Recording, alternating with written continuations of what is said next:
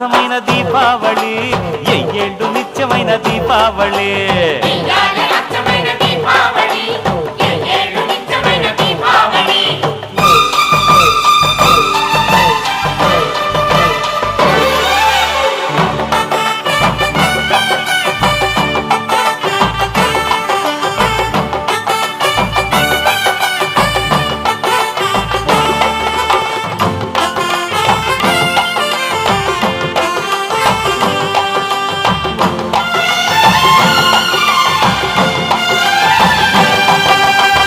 మాయా మర్మం లేనివాడు